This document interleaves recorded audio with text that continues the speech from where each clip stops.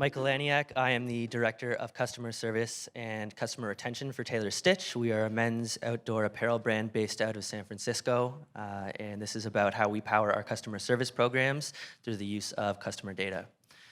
So a quick agenda, we're going to talk a little bit about who we are as a business at Taylor Stitch, a little bit about our team. We're going to go into our customer mission, how we treat our customers, how we think about our customers. From there, we're going to dive into how we've organized our tech stack to use our data and then putting it to use across our various channels. And then from there, we're going to look at some of the results we've seen in the last year, the last 12 months that I've been there at least, and then kind of looking at the next 3, 6, 9 months, what we're planning, what we have going on next, and then have some time for at least, I hope, one question. So Taylor Stitch, we've been around for 10 years.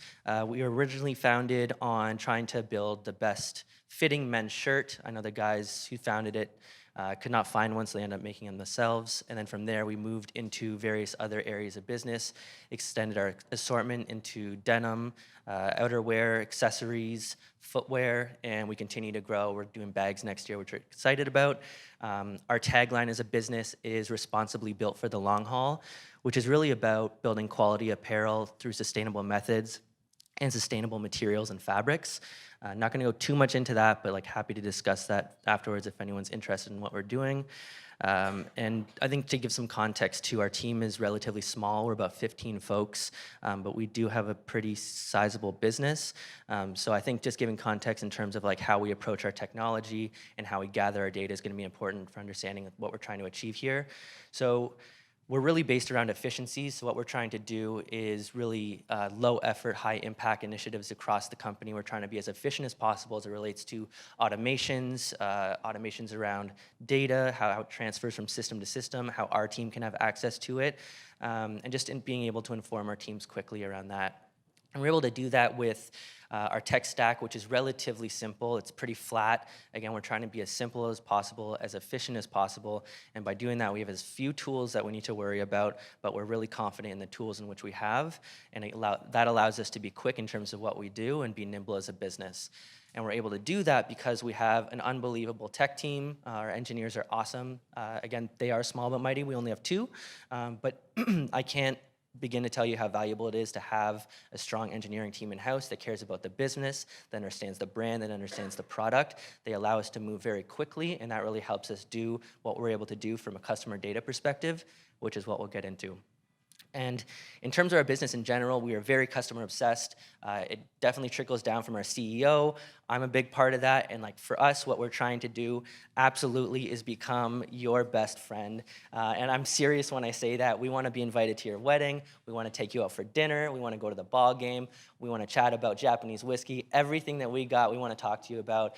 And really how we do that is, and why we do that is because we believe that having engaging and long-lasting relationships with our customers is going to drive incremental business growth and drive up our retention KPIs.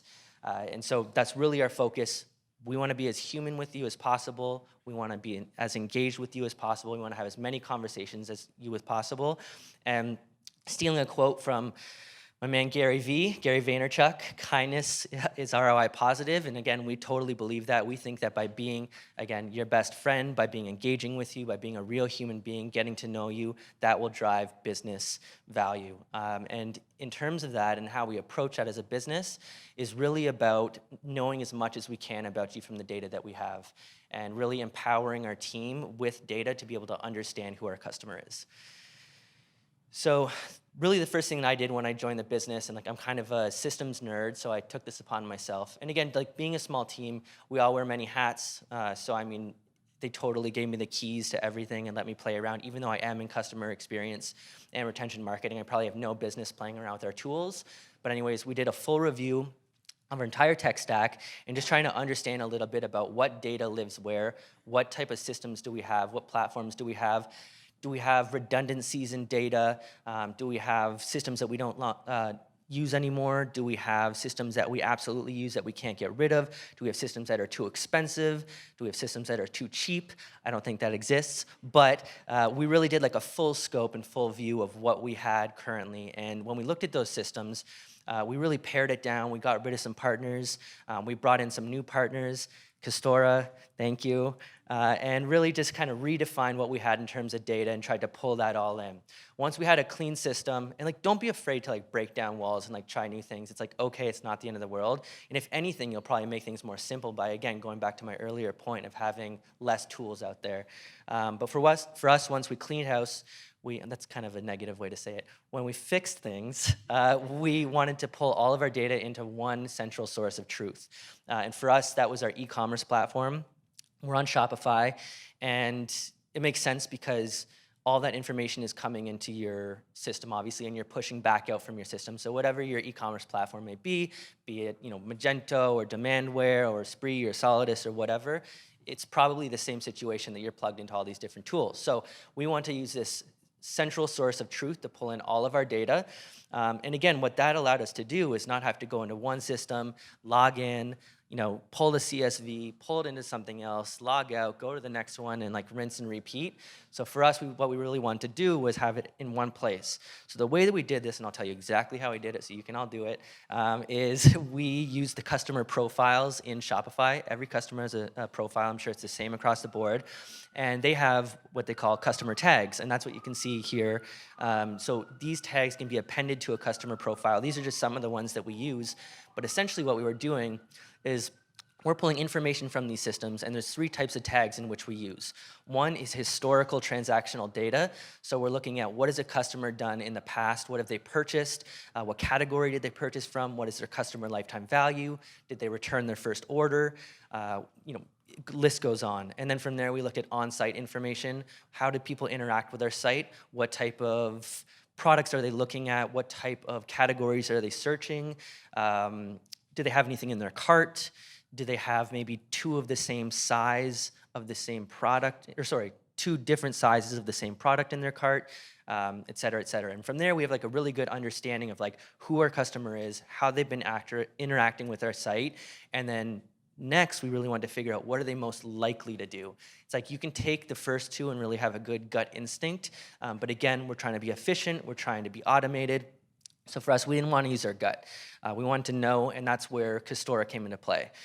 So we were able with Castora to pull in, again, these tags, and now we're able to understand what a customer is most likely to do, so a future state.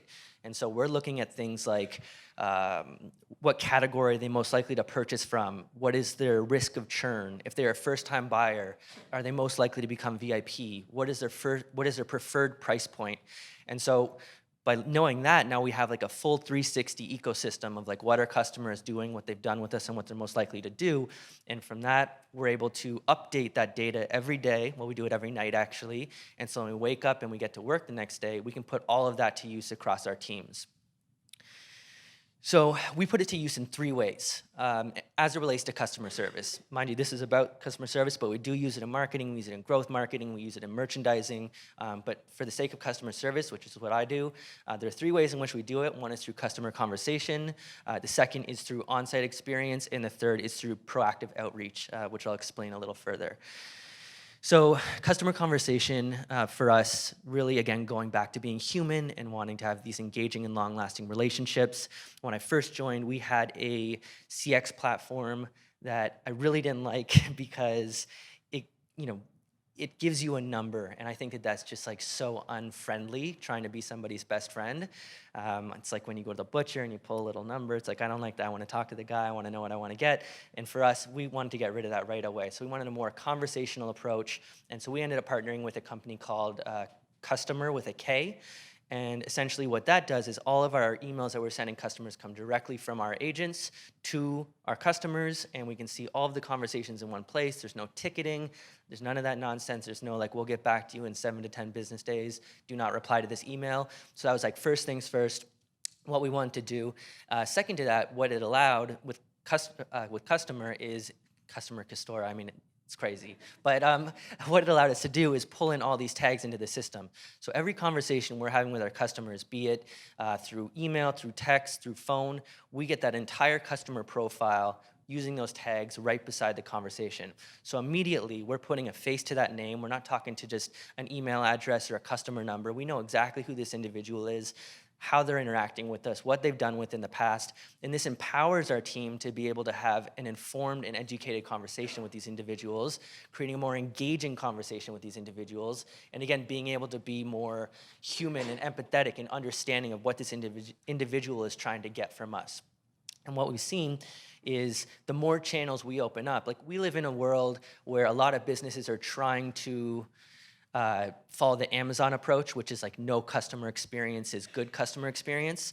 And I disagree with that. I mean, like, granted, I've never had an issue with Amazon, but at the same time, I wouldn't even know how to talk to somebody. And like, to me, that's not great. I really want to have like a conversation, if I need, with an individual. And so we're saying, screw that. We're opening up all our channels. So since I joined, we had email out already. We did live chat on site. We did SMS, Facebook Messenger, Instagram Messenger, telephones, and whatever we can find next we'll add. And we found that by opening up these channels, not only are having more conversations, which again, depending on your business makes sense or not, but for us, we're starting to see these conversations create great value for our business. We're actually looking at the department for the first time as a profit center and as an own revenue generating channel, as opposed to a cost center, which a lot of customer service departments tend to be seen. And so we're actually seeing great value come from this interaction, being powered by the data and empowering our agents to have intelligent conversations. So the other way in which we use it is on site. And this is relatively new for us. We've been doing it for about 2 to 3 months now. And this is really, I think, an amazing opportunity because your customer is absolutely engaged with you at this point in time. They're on the site, they're looking at your product, they're interacting with the brand, they're participating with you. Why not talk to them right then and there? And so there are 2 ways in which we're currently doing this. Again, there are many more that we're looking at, and I'll explain a couple when we talk about the future state. But here, the 2 ways that we're currently doing it is through chat engagement and through sizing and merchandising. So chat engagement is really interesting. We use a platform called Live Chat Inc. And a lot of CX platforms have chat built in, but a lot of them that we saw at least tended to be a little rudimentary in terms of their offerings. So we went to Live Chat, which is like technically, I mean, they're quite ahead of their game in terms of technology. They're flexible in doing custom integrations, blah, blah, blah. But what we're able to do essentially is using those same tags we've been talking about is we can say if a certain combination of those tags are met or if there are certain conditions met, send an automated greeting to a customer. So what we can say, for instance, if we use me as an example, we can be like, okay, Michael, he is a VIP, which I am, and in this instance, he's actually showing a little bit of churn, which I'm not, and he really likes denim, and his preferred price point is medium, and he's currently on site right now shopping denim. We can say, okay, if all of those tags are met, which we have all of those in the back end, let's fire off a chat saying, hey, Michael, welcome back. Been a while. Here's 20% off your next purchase. Thank you very much. And I will most likely either buy it and not have a conversation with us or have a conversation with us or leave, and that's fine. We'll get you through retargeting, so all good there. But we do see a lot of engagement through these messages. And again, we're just getting started. That's one example. You could do it on checkout, you could do it on a sales page, you can do it on PDPs, you can do it on a home page, new visitors, old visitors, folks that are churning, folks that are interested in certain fits, whatever the case may be. You can build these any way we want. And we're just testing and we're just starting now. But that's one quick example of how we're using those tags on site. Second to that, and this one's relatively new, we just launched it, we now are able to, we know what size you're buying. I mean, we know what shirt size you're buying, what pant size you're buying, what footwear size you're buying. So we have now started tagging based on sizing. And what we've been able to do with this is 2 things so far. One is being able to auto-merchandise a category page to be able to provide you with the sizes that are most relevant to you. So if we have a sales site, there's going to be a lot of broken sizes, a lot of sold-out sizes. Why are we even showing those to you? Let's auto-re-merchandise the page so all of your sizes are at the top of the page, make it super easy, super convenient for you. And second to that is when you're on a product page, we'll already have your size pre-populated. And although this is great from a marketing UX, UI perspective, but even on a customer service perspective, when we're having a conversation with you and and we're talking about fit, they reach out, they want to know about the fit of a certain shirt, a certain jacket, whatever. We don't have to ask you what your size is. That's like one wasted message. We already know your size. We can at least start the conversation there and be more efficient. And again, our team being more empowered, more educated, and we can offer up a next size even sooner than we were able to before. So again, 2 quick examples of how we're using these tags on site. I'll talk about another one in a bit, but so far it's going really well for us. And again, we're trying to get more creative in terms of how we can personalize experiences on site based on what we know about you. So this one's pretty cool. So far we're calling it proactive. Not the most creative name, because that's literally what it is, but we are taking a look at customer experience through a different lens where most customer service teams, maybe I'm wrong, you can tell me, but are reactive in nature. Like a customer has a problem, they reach out, the business solves the problem, they close the ticket, the customer goes away potentially satisfied, and they don't hear again until there's another problem. And like for us, that in itself is a problem because you're waiting for somebody to have an issue before they reach out. So for us, what we want to do is be as proactive as possible so we actually solve issues before you even know that it's an issue. And so we do this in a couple of different ways. One is through knowing as much as we can about our customer, which we've been talking about all day, but also by just being open and real and human and transparent is proving to be very successful for us. So for instance, we have 2 ways that you can shop our site. You can shop in stock, which means that there's products that are currently available in our warehouse ready to ship within the next 24 hours. And we have what we call the workshop, which is crowd-funded products. Going back to our sustainability conversation, what we do is customers can fund a certain product, and if it reaches its funding period, then we'll ship it out to them in 10 weeks once it's manufactured. And what this does is cut down on waste. We never have any excess inventory. We're not wasting materials. We're not wasting anything. So that's a great program that we have, speaking back to sustainability.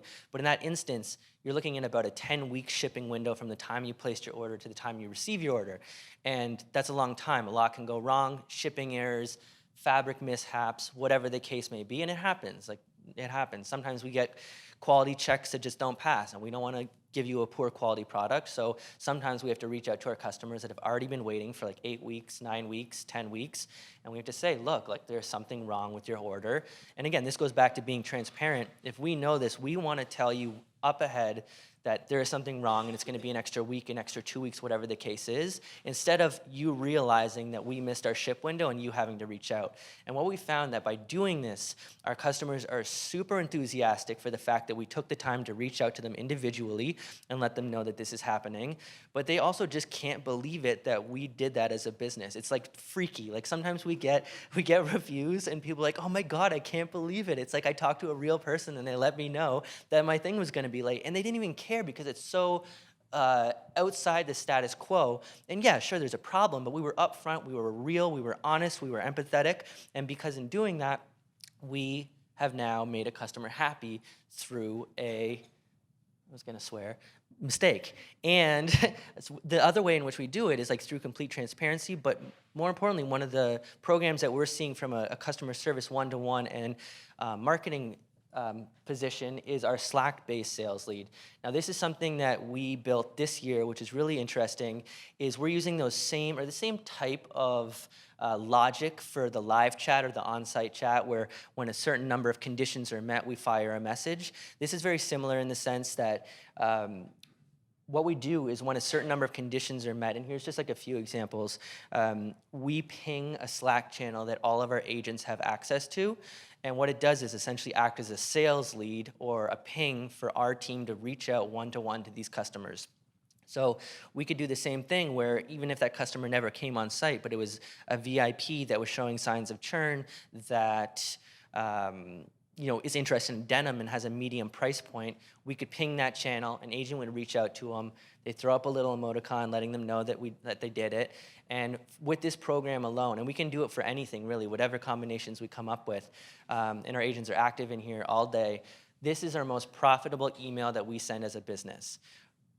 Over every marketing email we send, these ones are our most profitable. Right now we're seeing a 15% order rate for every email sent, and we're seeing $23 revenue per recipient. So every single one of these emails that we send, we make $23. Now, again, we have a team of 15, So we're not doing this all day, all night. But we're saying, like, as a business, obviously this means something. We're going out of our way to have one-to-one communications with our customers. How can we scale this program? And so it's one of our initiatives for next year to figure out how we want to do that. But right now, we know that it's working. We know that being open, one-to-one, human, engaging from all the data that we have and timely, we're driving sales. So a couple of results that we're seeing so far as a business in the year that I've been there as it relates to customer service and customer retention by using this data is we've seen so far just under a 5% increase in CLV. Now, depending on the size of your business, that could be very substantial. For us, it's pretty significant.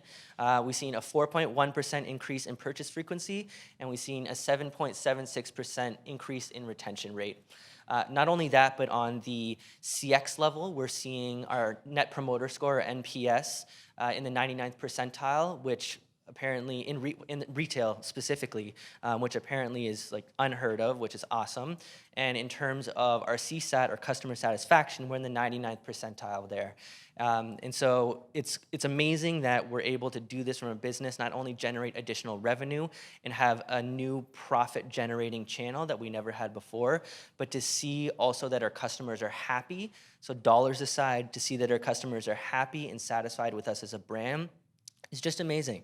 And every day we have these Slack channels that are pulling in customer reviews that people are sending in after having conversations with us, and they're just blown away about the time that we take to explain the problems, to be real with them, to be human. And we're able to do that because we know about them through the customer data that we have through our various systems. So dream state and kind of what we're thinking about over the next 3, 6, 9 months. Obviously, we have holiday ahead of us, so not going to do too much there. But we're really looking at geography and weather as the next potential opportunity for us. Just to give you a quick idea of what I mean when you're thinking about geography, say we're talking about February. Our business is based in California. February in Los Angeles looks very different than February in New York. So why are we showing you shots of guys surfing and short sleeve tees and all of that? So how can we use that information? Well, we know where you are based on your IP address. We know your zip. If you're a previous shopper, we can pinpoint where you are geographically. And again, we can automatically re-merchandise products. But also from a customer service perspective, we understand what you're trying to shop. If there are weather delays, for instance, throughout the winter, we'll know that, and we can be proactive about those in terms of shipping delays. So again, looking at weather and geography for us is one that we're actively working on and are pretty interested in. And aside from that, we also we've started with SMS on one-to-one. We want to look at SMS automations. Right now, we send current email automations through our ESP, email service provider, which is Klaviyo. And those have been really helpful. It's post-order follow-ups are great. If you returned your first order, a lot of things that we're just trying to automate as a team to, again, get back to that efficiency, we do through Klaviyo, through email, and we want to have those same programs running through SMS. Now, again, customers, I just want you to keep in mind, it's not like we're bombarding you on every single channel. That would be uncool. But what we want to do is we have customer preferences and accounts so they can decide which way they want to be contacted, be it email, be it SMS, Facebook Messenger, Instagram, phone, or just straight up don't talk to me. And they can pick any of those, and really this is the next one that we think there's going to be a lot of value in. You can shop right from your phone. So another big one for us. And really, again, just back to it, it's as a small business, being efficient as possible with your time and really understanding and pulling in your system so that it's very succinct into one area, and being able to push that data back out to various systems to power your marketing, your customer service, your merchandising, whatever it may be. But these are just a few ways in which we're currently using our data, empowering our different programs, particularly as it relates to customer service. I'm getting kicked off the stage by. Thanks so much, Michael.